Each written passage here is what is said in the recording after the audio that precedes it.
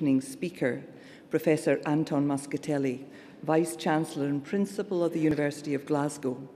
Previously, Anton was Principal and Vice-Chancellor of Heriot-Watt, and he is a leading economist and, most importantly, a Glasgow graduate.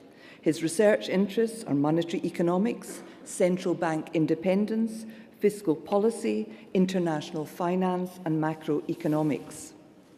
He serves on many boards, including the Scottish Funding Council, which provides funding and oversight to Scotland's colleges and universities, and the National Centre for Universities and Business. He chairs the Commission on Economic Growth for the Glasgow City region. He has previously chaired the Research and Commercialisation Committee of Universities Scotland and was convener of Universities Scotland and Vice President of Universities UK. He was appointed a Fellow of the Royal Society of Edinburgh in 2001, and in 2009 he was appointed Knight Commander of the Republic of Italy for services to economics and higher education. In 2012, he was awarded an honorary doctorate from McGill University in Canada. He is a distinguished academic in his own right and has published many important works, including impressively 4 books and over 60 articles in leading economic journals. Most importantly, however, for this evening's topic, in June 2016, following the vote in the UK-EU referendum, Anton was appointed as an individual by the First Minister of Scotland to chair the Standing Council on Europe, an advisory group to advise ministers on how best to protect Scotland's relationship with the EU. There is no one more qualified to give tonight's lecture, and I know we're all looking forward to hearing his views on Brexit and the future for the UK and the Scottish economy. Professor Anton Muscatelli.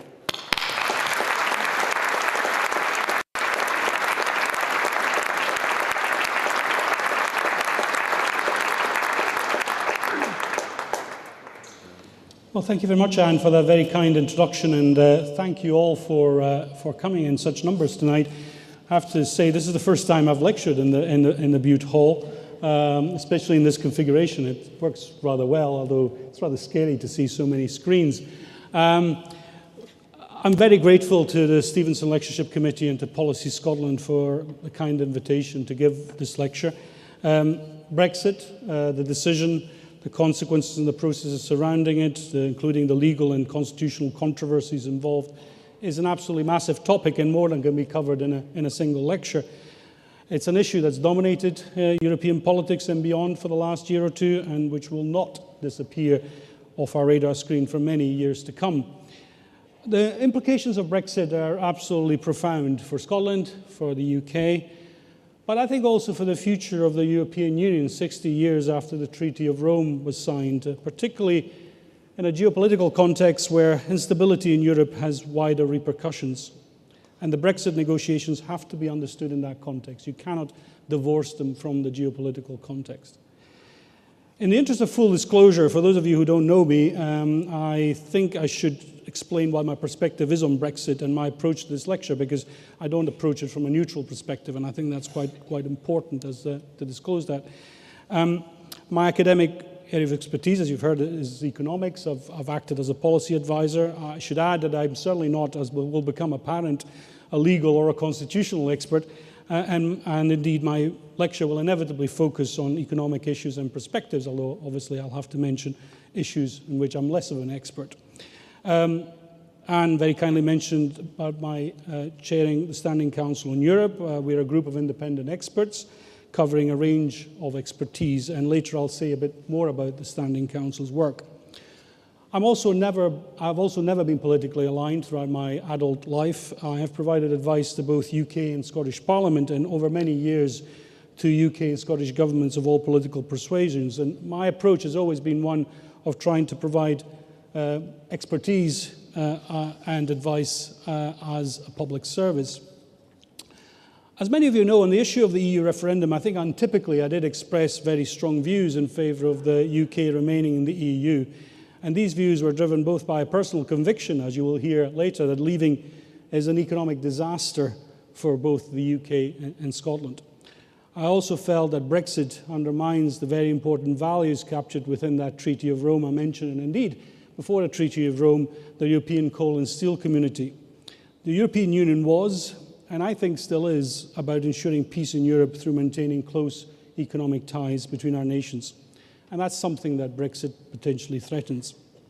Also, let me say at the outset, as someone who is born in another EU country, I'm a dual UK-Italian citizen, I understand the feelings of many of my EU colleagues here at the University of Glasgow. For us, the vote to leave, but more importantly, some of the negative rhetoric around it did have a negative impact on all of us. And we're fortunate indeed that in Scotland, in part due to the 62% vote in favour of remaining, but also because of the rather different political rhetoric from all sides, that this negativity is less evident. So now that you understand where I'm coming from, this is the outline of the lecture. I'm going to look at the potential economic impact on the UK and Scotland of Brexit. Then I'm going to look at the UK and Scottish government's policy responses and strategies for dealing with Brexit. As you know, Brexit has been the catalyst for a major constitutional debate, and I think this is inevitable, given that Brexit will imply the repatriation of major powers from Brussels. I will conclude the lecture by just looking at some possible Brexit scenarios. So let me give you an introduction. What does Brexit mean? It's a very good question, actually, because the referendum of the 23rd of June sharply, of course, divided the UK.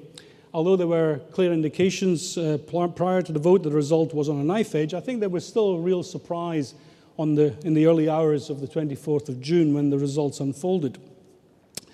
Many, like me, who not only voted Remain, but sought to highlight the major economic costs of leaving the EU, were left to regret our inability to get that message across to the majority of UK voters.